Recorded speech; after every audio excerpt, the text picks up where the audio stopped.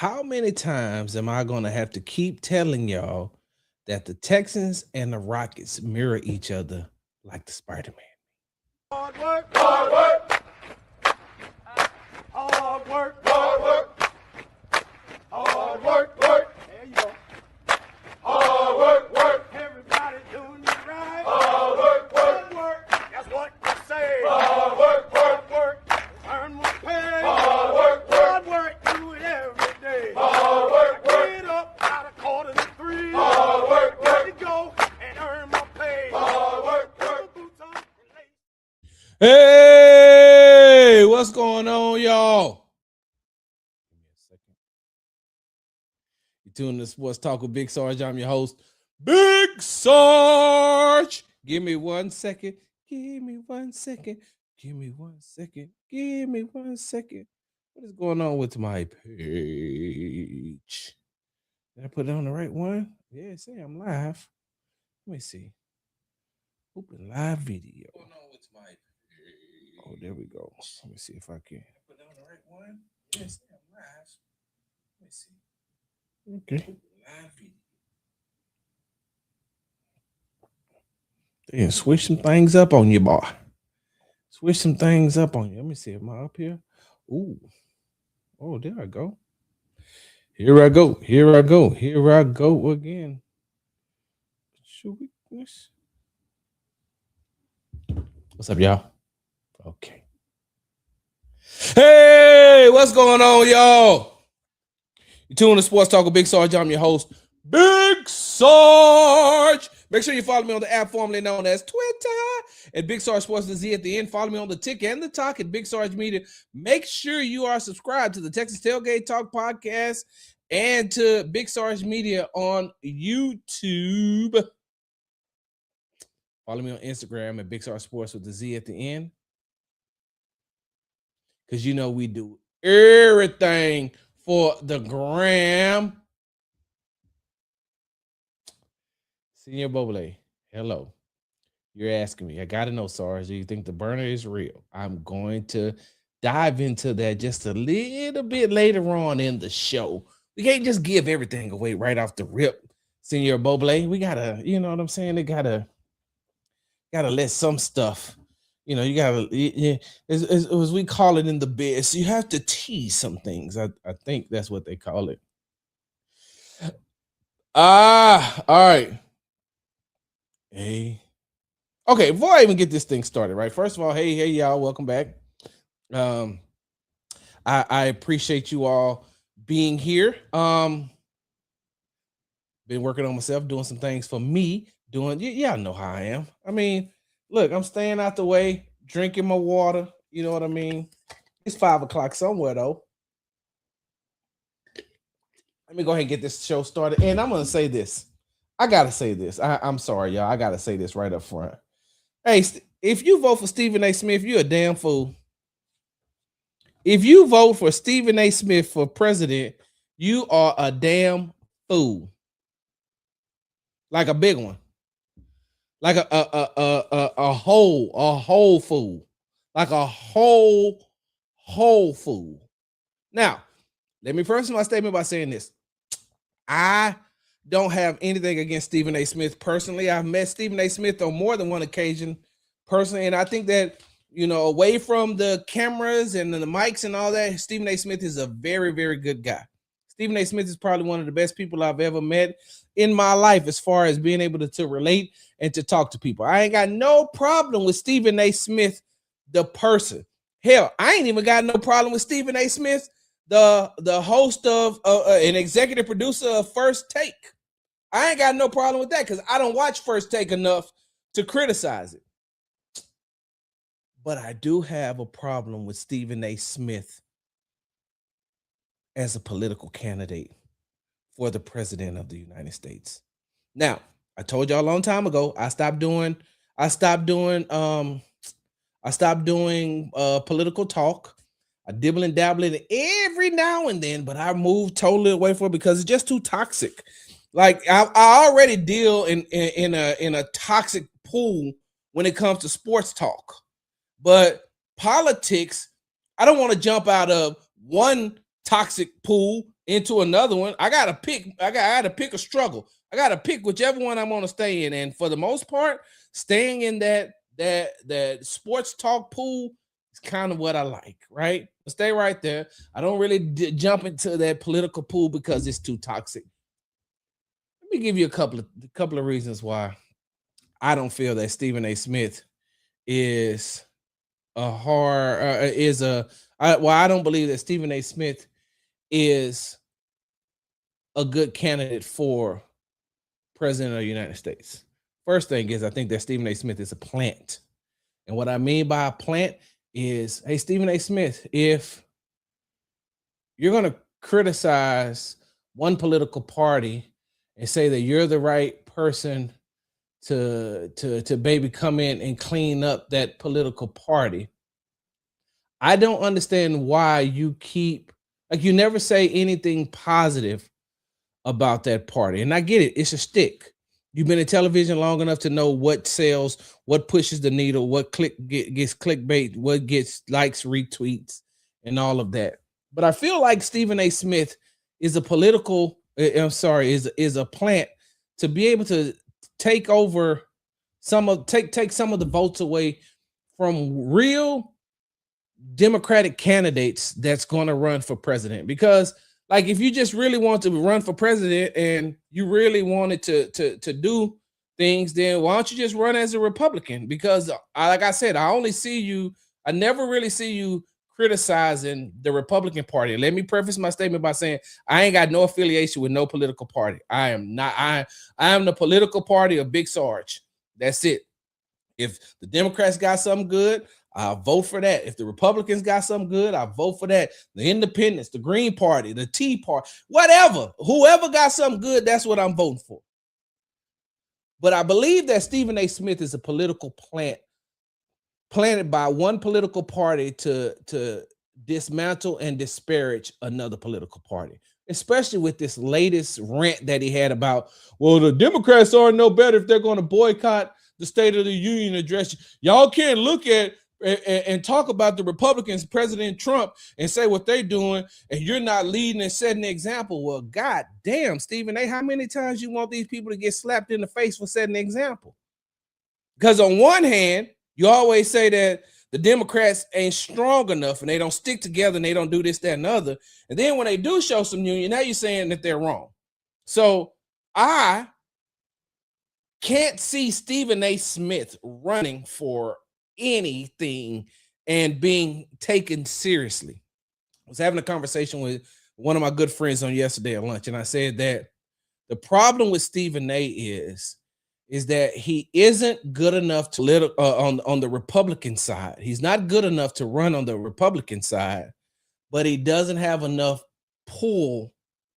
He doesn't have, not enough pull. He doesn't have enough people on the Democratic side, especially when it comes to the African-American community, because you've ostracized. Look, I get it, Stephen A. It don't matter how much money you give to HBCUs. Hey, I appreciate it. I'm a HBCU grad. I went to Prairie View A&M University. PV, look, I understand all that. I understand what you're trying to do and the message you're trying to send. I just think that you're going about it the wrong way when you're trying to jump into these political waters. Now, maybe you're tired of being on the sports side, but you're not the right person, Stephen A., to bring politics and sports together, because you've ostracized so many in the African-American community. There's so many people, so many Black people that have turned their backs on you and don't want to have anything to do with you, for you to be able to come and run, and people will think on both sides of the aisle that you could fuse things and make things better. Also, because you've bloviated yourself to a point to where everybody always sees you in a negative light, you're not going to be like, you don't have.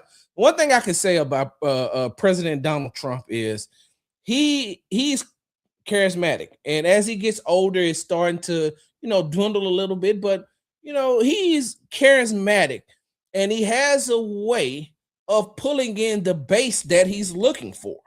He pulls in that base. He makes that base strong. Stephen A., you don't have that. You don't have a strong enough base. You don't have a strong enough base to have the backing that you think that to have the backing of running for the president of the United States. Hey, Stephen A., start with county commissioner, something like that. Start parks and recreation director. Start there, Stephen A. Start doing that. Run for judge of civil court. Run for county commissioner. Run for, like, start small. Don't try to shoot your way all the way up to the top, because you're never going to get there, because there isn't enough people that respect you on either side of the party. I had to get that off my chest. I've been holding on to that for a very long time. It ain't no damn way that I would vote for Stephen A. Smith. I'd be a damn fool if I would let Stephen A. Smith come on television. First of all, we're gonna get a million videos of him just walking to the podium. He gonna have video of himself walking all around. Well, they don't even have the Rose Garden no more, because they tore that down. Like, I just don't want to see Stephen A. Smith on my television all the time talking about a whole bunch of nothing. We're about to take a break. When we come back, I'm going to tell you exactly why the Houston Texans and the Houston Rockets are the exact same team. We'll be back. Hi, Laura Williams coming to you here from Easy Honda. Just want to remind you that this is my new home, and here at Easy Honda, we are here to take care of all your vehicle needs. From new vehicles to pre-owned vehicles, we've got what you are looking for. And if you're a business and you're looking for vehicles, we've got a great selection here at our dealership. For any information on getting your next vehicle here at Easy Honda, you can reach me at 281-224-3666. Remember to ask for Laura Williams. We make it easy here at Easy Honda. Hey, welcome back. What is going on with this thing? You tune in to Sports Talk with Big Sarge. I'm your host, Big Sarge. Before we went to the break, I told you that. So I've been saying this for the last 3 seasons, and there are a lot of people who have picked up on it. There's a lot of people who have, tried to throw it into their own. There have been a lot of people who try to throw it into their own show. There's a lot of individuals who, heard me say this first and then grabbed it and took off with it like they came up with it, like it's their own. Hey, man, look, some of y'all are gonna have to start paying me residuals. I'm just saying, because I'm hearing, I see a lot of y'all clips, and a lot of y'all clips, Joe, sound like a lot of Big Sarge material. I'm just saying. And if it's you and you feel that way, you know how to get in contact with me. We can have a conversation. I'm not here for violence at all. But if you want to have a conversation with me, we'll have a conversation. So, like I said, I've been saying over the last 3 seasons, since the Houston Texans hired DeMeco Ryans to be their head coach, and since the Houston Rockets hired Ime Udoka to be their head coach, that those 2 teams have mirrored each other to a T. That those 2 teams are really that SpiderMan meme of one Spider-Man pointing at the other Spider-Man. Later on, probably before football season start, after basketball season and before football season, I will put out an article. I have exclusive quotes from Texans head coach DeMeco Ryans, and I have exclusive quotes from Houston Rockets head coach Ime Udoka about those 2 teams. I've asked both of those head coaches about how they see each other's team mirroring each other, as far as the success is concerned, as far as the failures are concerned. Because you think about it, with the way that the Houston Texans have played over the last 3 seasons, and them winning the AFC South 2 years in a row, and seeing them go to the playoffs for 3 years in a row, seeing them advance to the divisional round for 3 years in a row, after 3 years, 2 to 3 years of turmoil, and them being almost a dumpster fire over there off of Kirby.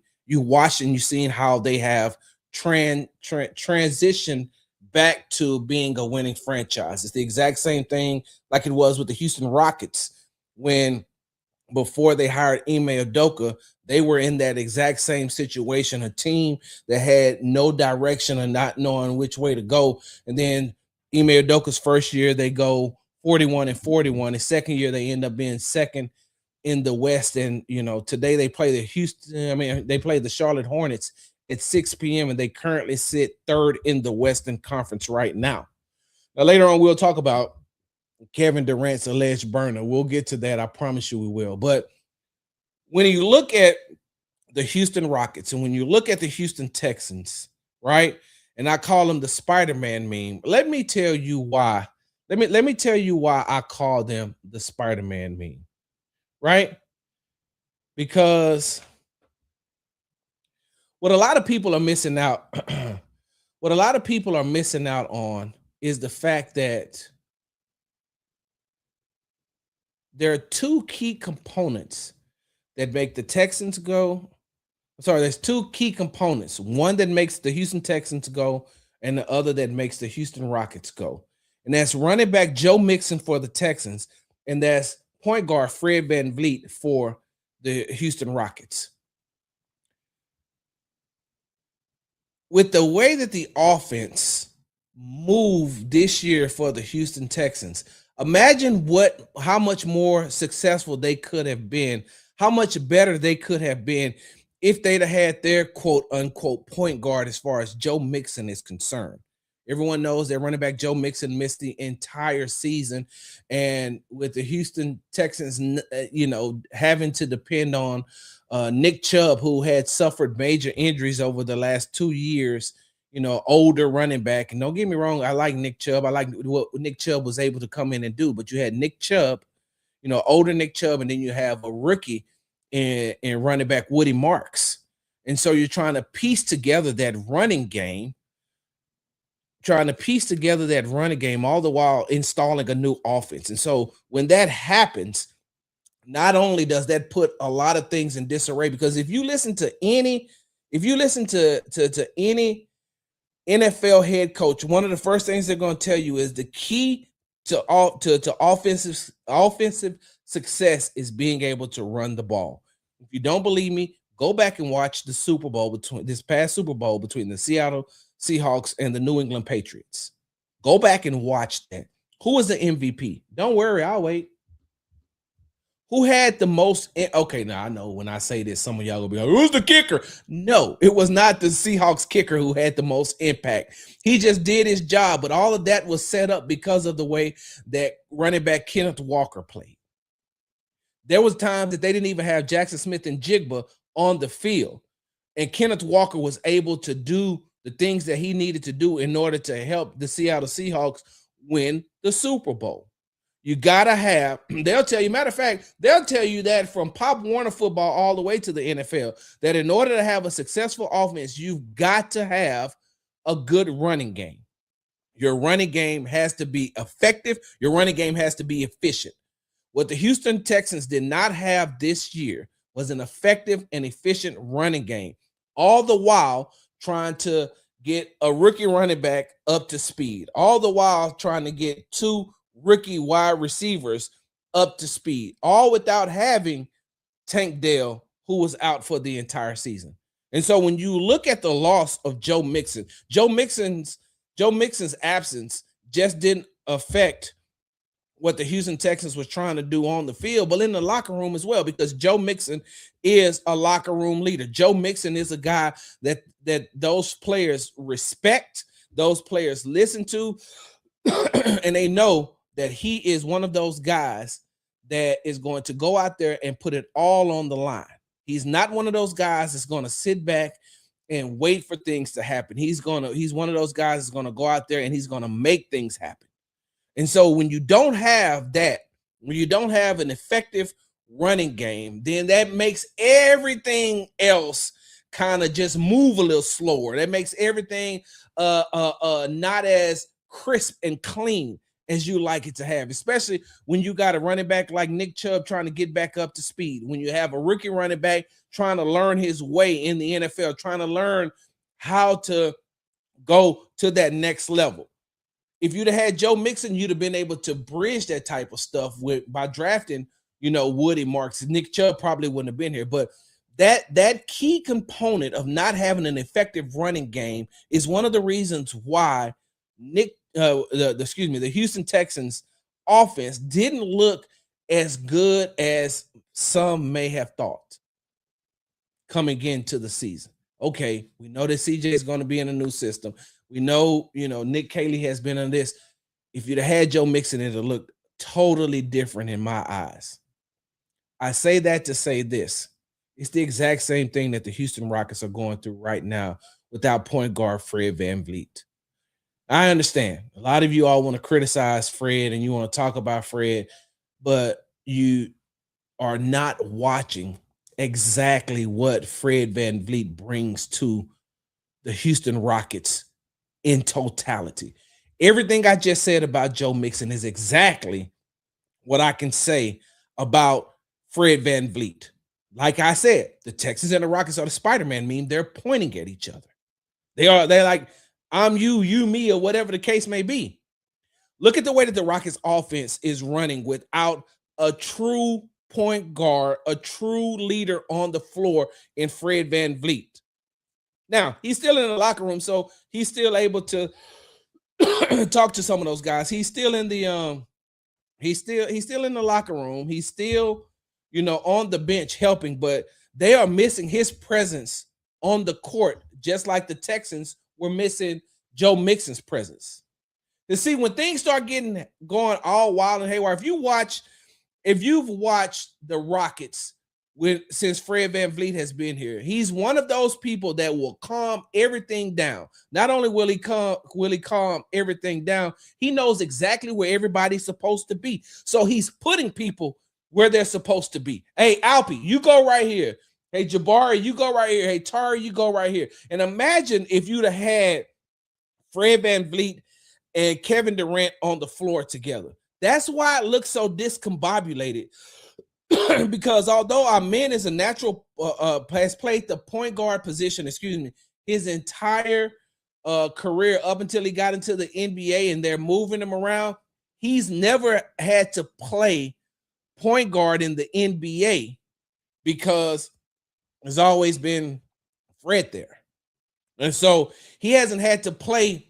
There's always been a point guard there. And so the Rockets figured out, hey, we could use him in he's a natural born basketball player, so we could use him in a dunker spot, somewhere he had never played before. He's never played off the ball. Amen Thompson has always had the ball in his hands. And so now with the absence of Fred, you're trying to teach him how to be a point guard, all the while trying to teach NBA point guard, all the while trying to teach Reed Shepherd how to be an NBA point guard, all the while trying to make sure that Kevin Durant is getting the ball where he likes in his sweet spots, and Alpy's getting the ball where he likes in his sweet spot. What these teams have done, what these teams has done to the Houston Rockets is they've taken advantage of their weakness, and what their weakness is that they don't have a point guard.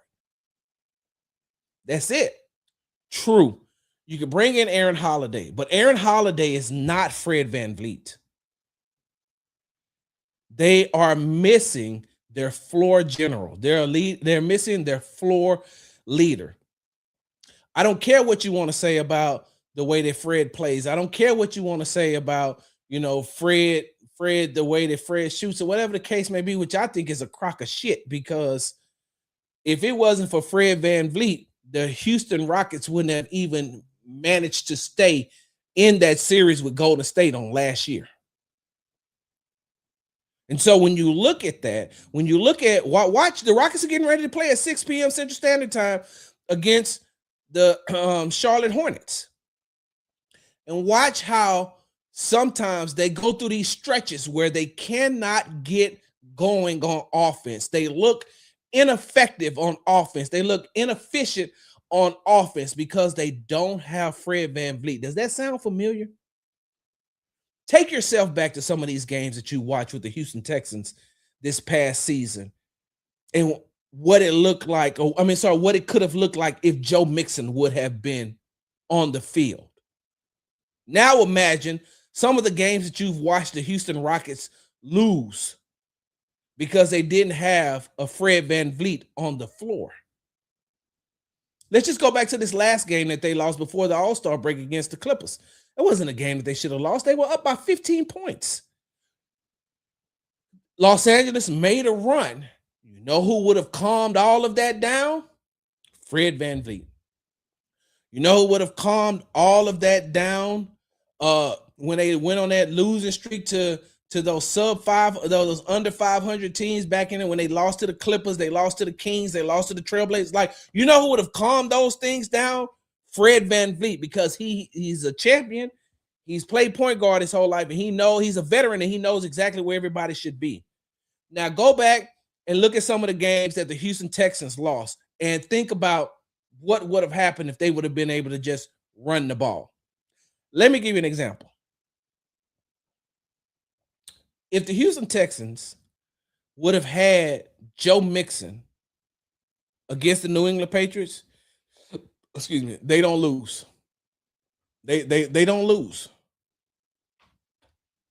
If they have Joe Mixon against the Patriots in the divisional round, they don't lose. And you know why they don't lose? Because, all right, CJ seems to be off his game today. Hand the ball off to Joe Mixon. All right. Hey, CJ is getting a little shaky back there for you in the pocket. Don't worry. We always got Joe to depend on. We can hand the ball off to Joe. Joe is going to make something happen. No matter, it may not be the first time. It may not be the second time. And come that third or fourth time, you're handing the ball off to Joe Mixon. He's making something happen. The exact same way with Fred VanVleet. Okay, so now these teams that went on a run, don't worry about it. I'm finna calm down. We are about to run a play. Or calm down. Everybody just get settled. Just get settled. Slow down. Slow down. Get your mind together. Let's get back in this thing. The exact same way with Joe Mixon. Hey, everybody, slow down. Calm down. Get me the rock. That's why I say they point at each other, and they point at each other often. They point at each other a lot. And when you look at what each one of them was missing, when you look at what the Texans were missing in Joe Mixon, if you look at what the Rockets are missing in Fred VanVleet, you'll see that it's the exact same thing. That's why they mirror each other. Because imagine what the Texan season would have been if they would have had Joe Mixon. Now imagine what the Houston Rockets season would be, where they would be right now if they had Fred VanVleet on the floor. Sarge, you preaching. I know. That's why I'm the best. I don't give a damn who else you listen to. And I mean, that ain't no shot at nobody else, but if you take it as a shot, I honestly and truly don't care. This is why I'm the best. Because I don't need to create confusion. I create content. I don't need to create confusion. I create content. Now, you're wondering why I said that, right? I said that because when we come back from the break, we're definitely going to have to talk about all this bullshit behind CJ Stroud's name as far as trade is concerned. I'll tell you how, and I'll take you behind the fifth wall and show you how these buzzwords that these people are trying to use to get clicks, likes, and retweets is doing nothing but causing confusion. We'll be back. Hi, Laura Williams coming to you here from Easy Honda. Just want to remind you that this is my new home, and here at Easy Honda, we are here to take care of all your vehicle needs. From new vehicles to pre-owned vehicles, we've got what you are looking for. And if you're a business and you're looking for vehicles, we've got a great selection here at our dealership. For any information on getting your next vehicle here at Easy Honda, you can reach me at 281-224-3666. Remember to ask for Laura Williams. We make it easy here at Easy Honda. Y'all give me a second. I got to prop my own self up over here. I got to tweet this out. It says, I'm cooking on this show for real.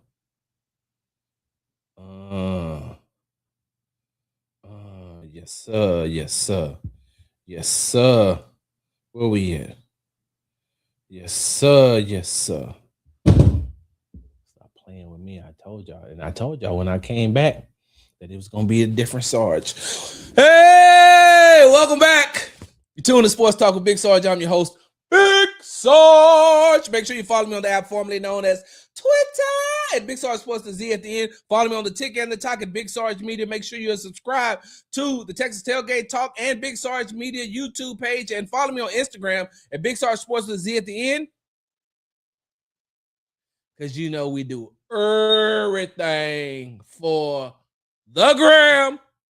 All right, but so before I went to the break, I told you, right? I have a saying that I created, right? I have a saying that I love using, right? I said, those who can't create content creates confusion. Let me say that again. Those who can't create content creates confusion. And doing my little sabbatical, right? I'm still on social media. I'm still reading things and I'm still scrolling. And I come across a clip with former ESPN. I don't think, because Todd McShay doesn't work at ESPN anymore, right? Somebody dropped that in the chat. I don't think that Todd McShay works for ESPN anymore. But I come across this clip with Todd McShay, right? Him and another young man. I don't know the young man's name, and because I don't subscribe to the podcast, so I don't know what you know who the young man is, who the people are. So I come across this clip, right? And I'm listening to it. And I'm listening to it and I'm hearing what Todd McShay is saying, right? And then I made a comment, and shout out to Lance Zerline, who does great, a great job of, covering the NFL, but also this is his time of year. The draft is coming up. He covers that draft like no other.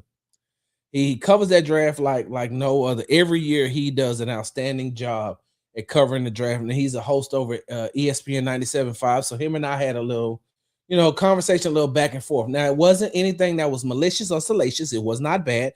It was just a conversation that him and I was having, because I said, I don't like these type of things because I know exactly what Todd McShay is doing. So I told you all before the break, I was going to take you behind the fifth wall just a little bit. Let me take you behind the fifth wall, right? So when a lot of these producers or these program directors, assistant program directors, producers, when especially during this time of the year, when you're waiting on basketball to really ramp back up, right? When you're in the NFL season is in a dead period, spring training hasn't started. There's this time frame and this piece of time where it's nothing. And at that time is when you mostly get the people who come up with who's the greatest basketball player of all time. Name your top 10 Houston Texans players of all time. Who's on your Mount Rushmore of Houston Rockets players? Who's the greatest Astro? Like you get these type of things going on because these program directors are trying to find any type of buzzword or any type of buzzword or any type of conflict, creating some type of conflict to get the views up, to have the sponsors listen, because you're going to have people that'll call into the shows or people that'll jump into the comments or jump into the chat. And so you have these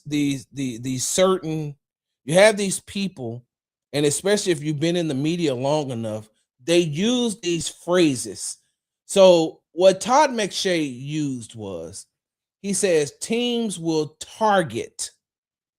He said teams will target, right? He says teams will target. Some of these teams will entertain these calls.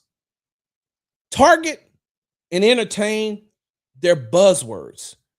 And one of the reasons why Todd McShay can say that and get away with it is because he doesn't have to validate it.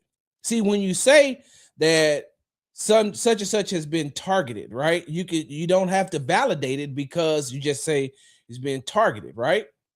It's just being targeted. Now, I probably would have respected what Todd McShay was saying more if he'd have been like, look, according to sources, This is what my sources say. I didn't hear him say that. If y'all can find a clip where he said it, please send it to me at Big Sarge. Big Sarge Sports with the Z at the end on Twitter. DM it to me. I didn't hear him say that.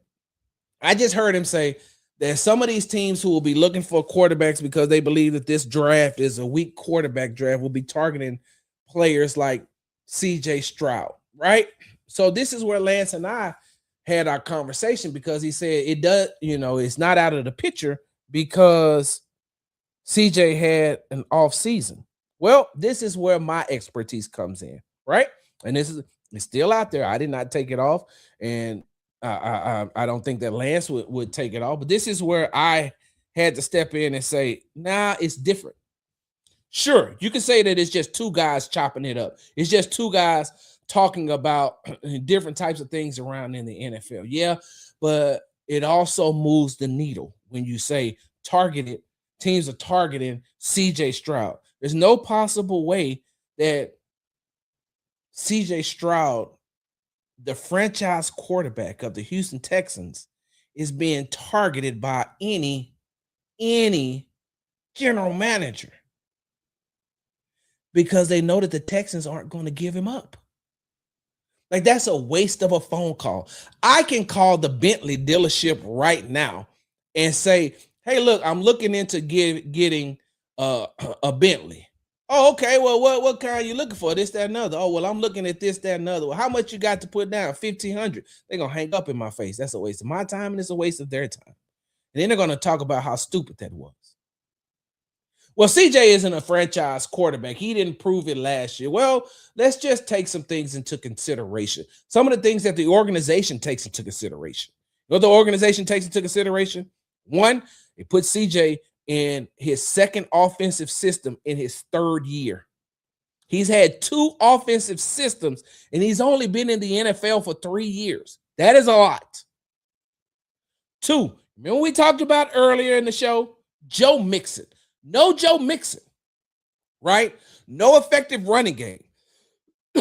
Okay, so you got to take that into consideration. No Tank. You got to depend heavily on Nico Collins, who showed up, selected the Pro Bowl. You got to depend heavily on him because you still got 2 rookies who's trying to learn how to ingratiate themselves into the system, right? Right. So, new offensive system, running game, wide receivers.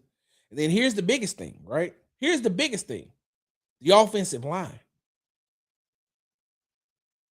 Sure, we can have revisionist history and talk about the way that CJ Stroud played in the playoffs. Of course. Hey, let's talk about that. But when you talk about that, you also got to throw in, hey, man, he didn't have the best protection either. Now, some of those decisions, I'm not trying to give CJ a complete pass, right? Because some of those passes, no pun intended, but some of those passes that he made, those were horrible decisions by him.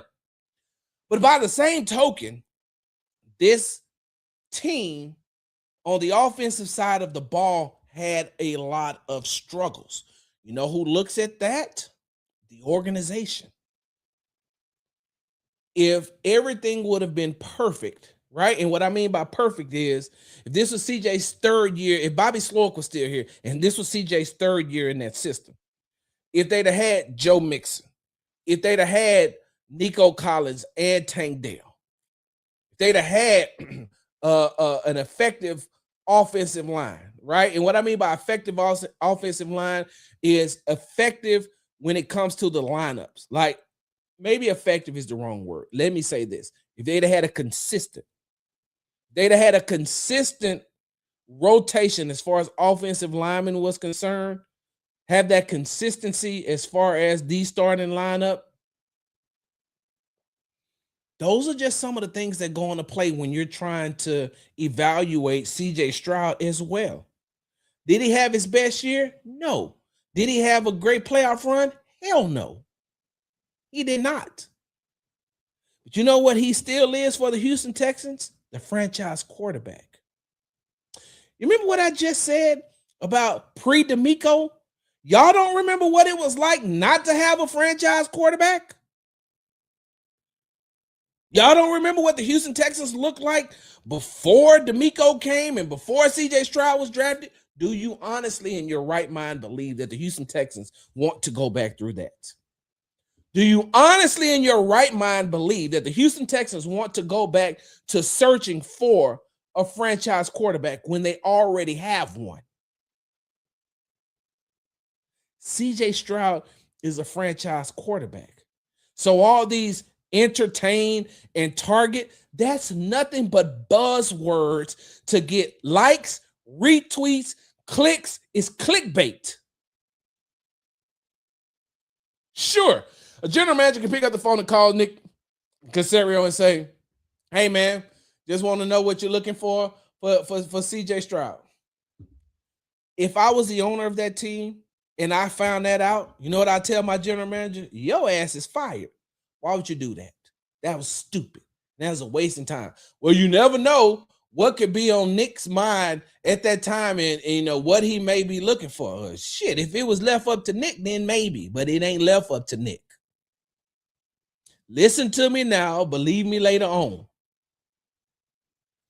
It ain't just left up to Nick to make those type of decisions. Do you know what it takes? Do you know what it takes to get CJ Stroud traded?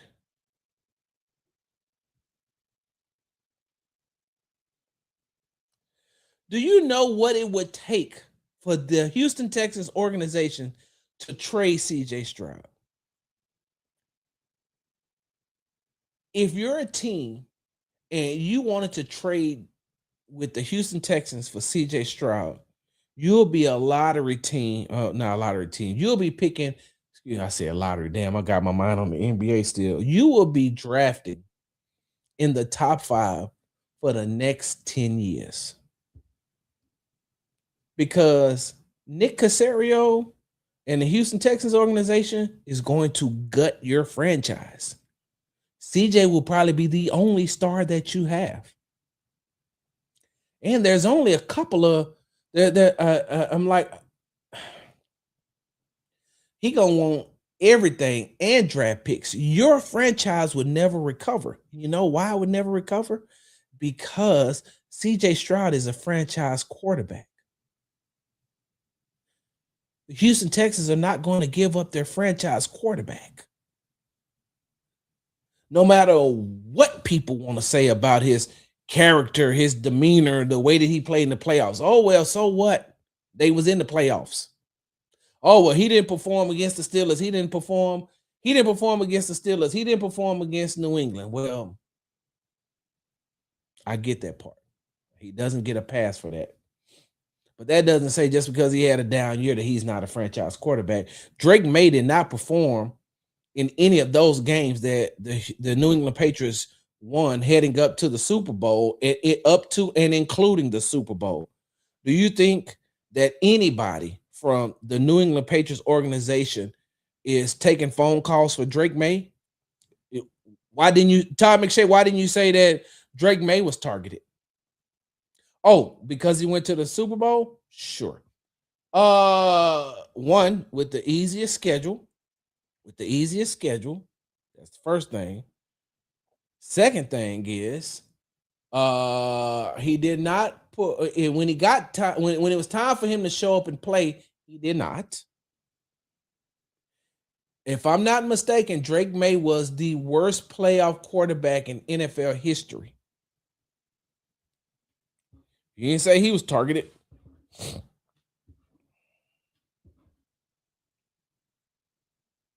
a buzzword, y'all. Targeted. What did it say? Targeted and entertain. No. Todd McShay is looking for clicks. Todd McShay is looking for likes. Todd McShay is looking for retweets. And y'all can clip this up and tag Todd McShay in this if you want to. I'll have the conversation with him. And I'm not going to even pull the tricks that Skip Bayless be trying to pull, or Stephen A, or none of them be trying to pull by saying, yeah, click this up and tell him if he wants to talk about it, come on my show. Hell no, I'll come on your show. I'm good. I don't need to I don't need to cause confusion to have you come on my show. No, cool. If you want to talk about this, Todd McShay, I'll come on your show. And then you can tell me. And that's the funniest thing, because people be like, oh man, Todd McShay's been in this business for so long and he has this source, this, that, another. Well, I've been in this business since 2017, as far as the NFL concerned. 2018 since the Rockets. I got people right now, that if you pull them to the side, they'll tell you, no, Sarge know a lot of shit. Sarge know a lot of shit. Sarge hear a lot of shit. Sarge just don't talk about a lot of shit. See what I'm saying? That ain't me. I'm not looking to go viral. I don't care. I'm 54 years old. And the only people there's only two individuals that I want to go viral for. And that's my granddaughters. And that's me sharing, me spending time with them, or for whatever they're going to do, I'm going to pump it up. They are in gymnastics. One of them is a cheerleader. One of them I know is going to be an actress, because she is so much drama. I don't need it, y'all. I don't. So when you try to discredit me and say, well, you don't have this, that, and other, I'm telling you right now, tell you right now, there's a lot of people that'll tell you, no, not Sarge.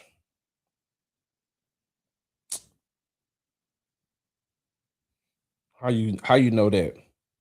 Well, just go back and look at when the Deshaun Watson stuff broke and what Sarge tweeted out. He didn't tell you shit. He just said, hey man, you too rich and famous to be doing some stupid shit like that. Then bam. So yeah, so I'm not trying to go viral. All I'm saying is, Todd McShay, you know who you sound like another guy that I know that covers another NFL team. I'm not going to say his name on here. He'll see this and he knows who he is. He's probably watching right now because he likes to hear if I'm going to say his name so he can retort. So you know who you are. There's another content creator who covers a team out of the NFC North that when his clicks get low, he quickly puts CJ Stroud name in something. He quickly compares CJ Stroud to Jordan Love when there really is no comparison, because Jordan Love has been in the league way longer than CJ Stroud. But you love to throw in CJ's name and talk about how much worse he is than Jordan Love and how he can't hold a candle to Jordan Love. Every time I can tell when he needs a boost to keep his bosses happy, because the first name he mentions is CJ Stroud. And the sad part about it is he uses it under his own name. He tweets those things out under his own name. He don't even use a burner. We'll be back. Hi, Laura Williams coming to you here from Easy Honda. Just want to remind you that this is my new home, and here at Easy Honda, we are here to take care of all your vehicle needs. From new vehicles to pre-owned vehicles, we've got what you are looking for. And if you're a business and you're looking for vehicles, we've got a great selection here at our dealership. For any information on getting your next vehicle here at Easy Honda, you can reach me at 281-224-3666. Remember to ask for Laura Williams. We make it easy here at Easy Honda. Hey, welcome back. You're tuning to Sports Talk with Big Sarge. I'm your host, Big Sarge. Hey, I want to thank everybody who's taking their time out right now to watch this. And if you feel like the content was really good, hey man, share it. Share it. Please share it. There's going to be some people out there that's going to want to see this that will agree. Some out there that want to disagree. It doesn't matter, man. Let's just put it out there. I'm such a kind soul. I'm such a good guy. Okay. Let's talk about this before I get ready to leave. All right. Let's see. 49. Let's talk about this. So over the weekend, right? Over the weekend, the NBA held its annual All-Star game, which, side note, hey, that's one of the most competitive. That's one of the most competitive All-Star games I've seen in a very long time, and I like it. I like it a lot. That's why I like when Kevin Durant when he was asked before the All-Star break about the old heads, and he was like, "Hey, look, have you seen these guys? They don't really play hard or whatever the case may be." And I think he fueled that. I think he fueled that competitiveness in other players. Definitely in San Antonio Spurs center Victor Wembanyama, who said that, "Hey, look, I'm coming to play," and that fueled Anthony Edwards, who was the All-Star game MVP. He's like, well, look, if Victor about that life, then I'm about that life too. Y'all know Anthony Edwards don't back down from anything, and he can play. And so I like that. And I even asked Kevin Durant on what's today? Thursday. I asked him on Wednesday. Does he think that his comments made the game more competitive? And he said no. I think he thinks that they were just tired of showing up and not, giving the people the product that they deserve. He says that we didn't like what was being attached to our names. So the NBA All-Star game was played. Before the game was actually played, though, some news broke, right? Some news broke about this alleged Kevin Durant burner account, this Get Off My Dickerson. That's hilarious. It's like Get Off My Dickerson, and it was like something else, Get something 77. I forgot what the other was. Get Off My Dickerson, and hold on. Let me see. Because give me 1 second. Here we go. Get Off My Dickerson and Get Higher 77. I was able to go back through my text messages and see that because I got a phone call and then I got text messages about, hey, man, something's about to break with Kevin Durant. I said, what do you mean something's about to break with Kevin Durant? And they're like, well, they have allegedly found Kevin Durant's burners and stuff is about to get leaked. I said, is it real? And 2 people told me that it was real. 2 people told me that it was fake. Let me say this. A couple of things, right?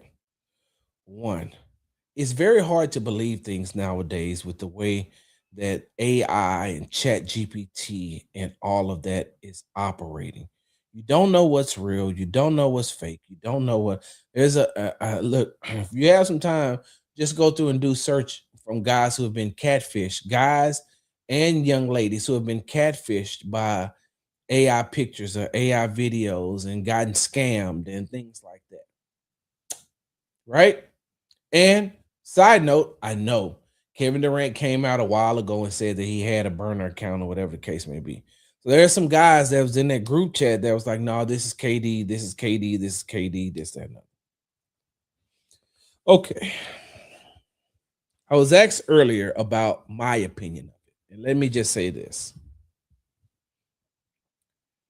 From being around Kevin Durant as much as I have, I honestly and truly do not believe that that's him saying those things, especially about his current teammates. There's no possible way he would call Jabari Smith Jr. the R word. I put the clip out on numerous occasions when KD was with the Phoenix Suns, and I asked him about the Rockets team, and he talked about how he watched that team, and he's watched Ime, and he's watched the way that everything has transpired with them, and he's like players like Jabari Smith Jr. I've been watching him since high school, right? KD was letting Jabari come work out with him before there was even a thought of Kevin Durant joining the Houston Rockets. Jabari has worked out and played against Kevin Durant on numerous occasions. So do I think that he called Jabari the R word? I do not think that. Do I think that he would say those things about Alperen Sengun? No. And the reason why I don't think that he would say those things about Alperen Sengun in a group chat is because the things that were said is some of the things that Kevin Durant has told Alperen Sengun in some form or fashion. Maybe not those words verbatim, but you've seen him be visibly upset at him and Sengun going back on the court. He doesn't need to run to a group chat to tell them how he feels about the way that Alpy does things sometimes. Go back, and there's been numerous games, but go back and look at the game when the Rockets played the Detroit Pistons and look at the exchange between Kevin Durant and Alperen Sengun. He doesn't need to put that. He doesn't need to put that in a group text. Those are the things that he would say to Alpy on the court during the game. Those are the things he would say to Alpy on the court after the game. Those are the things he's probably pulled Alpy to the side and talked to him about. And there's a clip going around where someone asked Alpy about, does Kevin Durant be on his phone like that after the game? And Alpy said, I don't talk about locker room stuff. I don't discuss locker room things. We talked about this fifth wall earlier. I'm going to take you behind the fifth wall just a little bit. One of the main reasons why I don't believe that Kevin Durant would say that in a group chat is because on numerous occasions, I've walked into the locker room and KD is talking to Alpy and telling him some things he could have done. And then Alpy's telling him some things that he could have done. I've walked into the locker room and seen Jabari and Kevin having a discussion about some things that at one time I walked in, it was KD, it was Jabari, it was Tari, and it was Amen.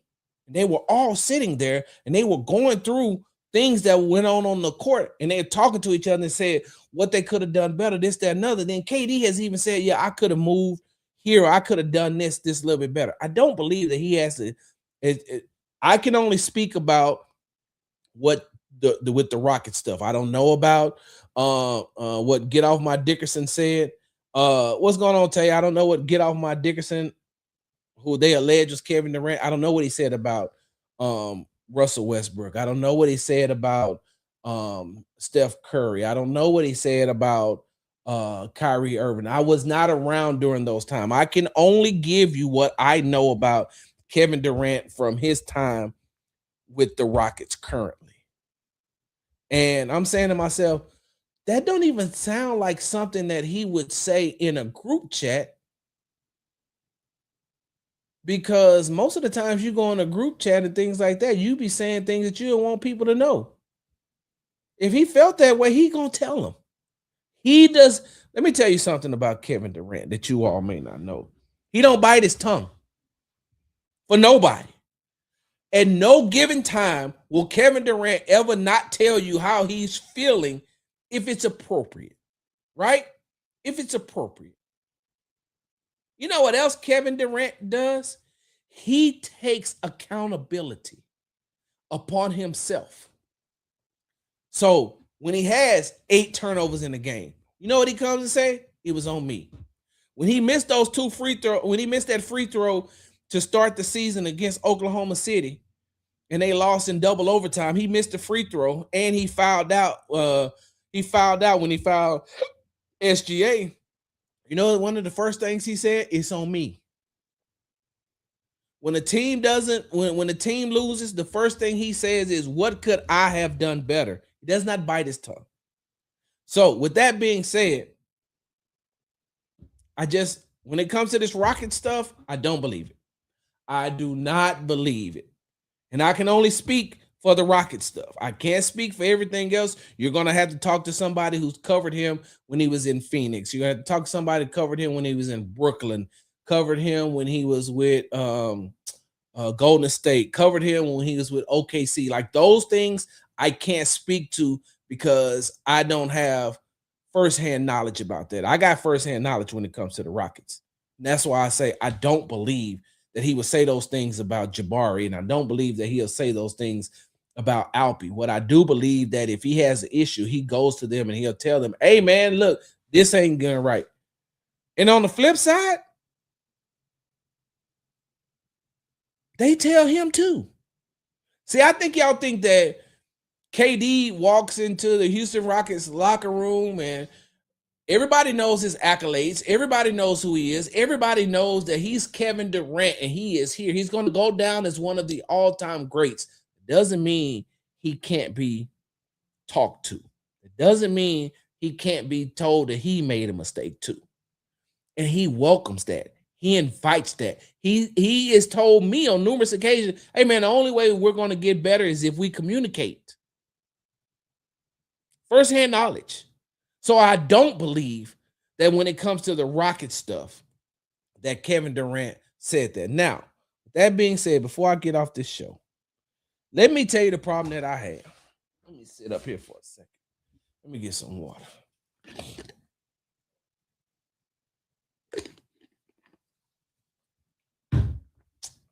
Y'all give me 1 second.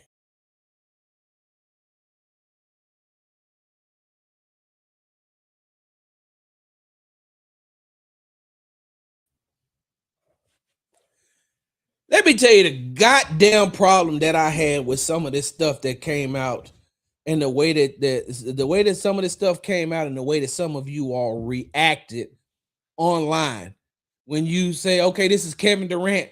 And I can't believe that Kevin Durant, and I'm talking about get off my Dickerson, which is alleged to be Kevin Durant's burner account, right? A lot of you all, I read your comments, I read your retweets, I read all of that. Oh, I can't believe that Kevin Durant would say that about his teammates. You say the same goddamn thing about your coworkers. When you're sitting at your cubicle, when you go to lunch with your work spouse, when you had lunch with your other coworkers, your little gang that you're with. Don't be no goddamn hypocrite and act like, oh, I can't believe that anybody would say this. You do it every day.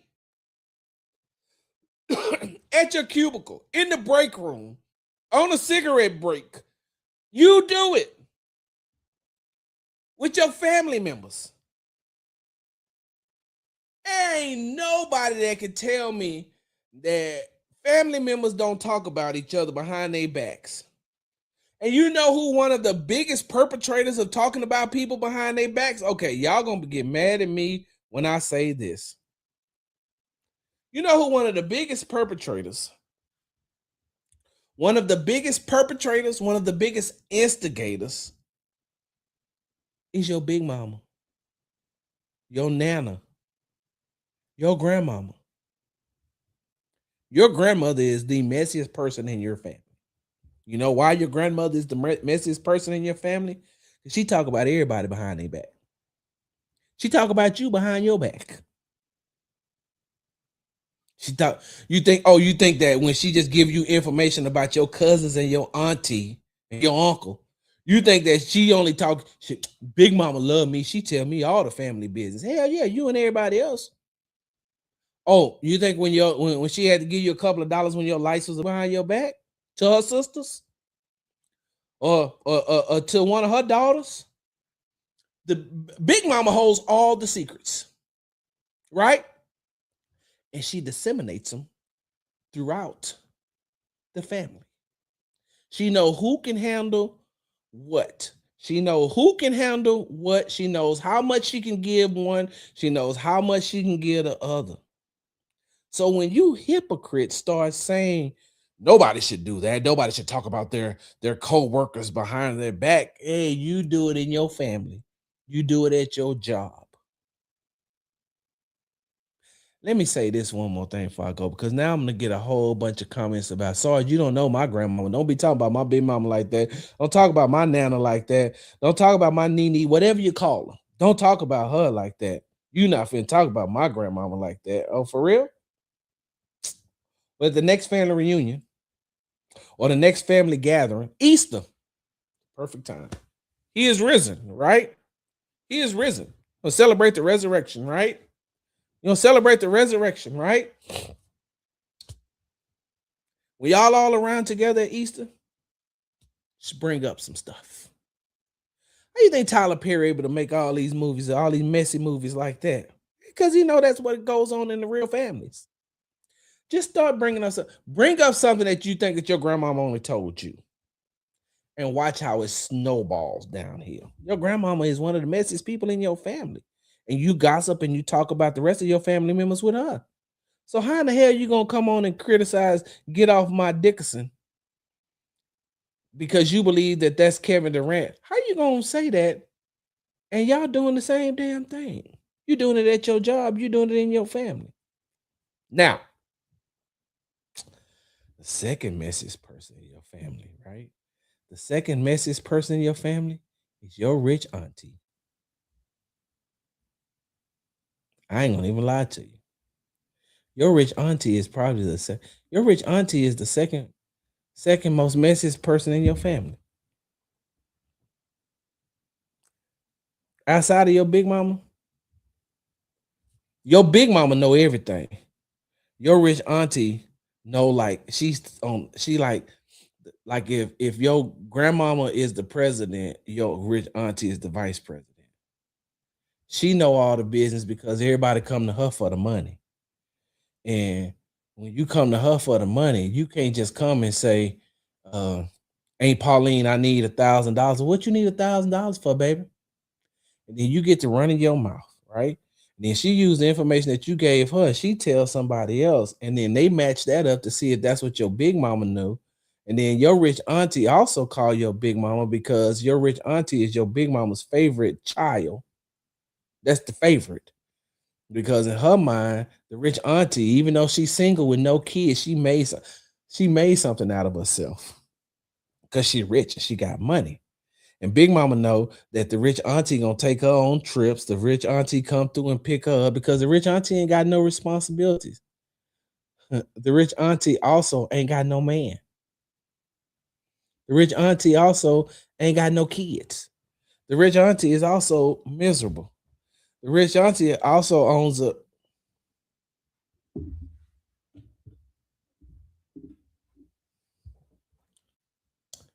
You've been tuned in to Sports Talk with Big Sarge.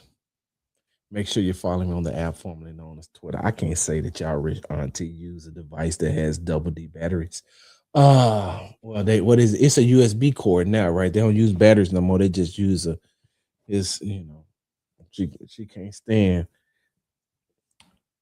Follow me on the app formerly known as Twitter. Make sure you subscribe to the Big Sarge Media and Texans Tailgate Talk YouTube page. Make sure you follow me on the Tick and the Talk at Big Sarge Media. Oh my God. Make sure you follow me on Instagram at Big Sarge Sports to Z at the end because we do everything for the gram. Rich auntie probably getting her head knocked between the wash and the dry.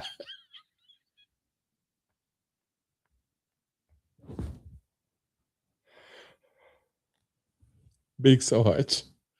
I'm out.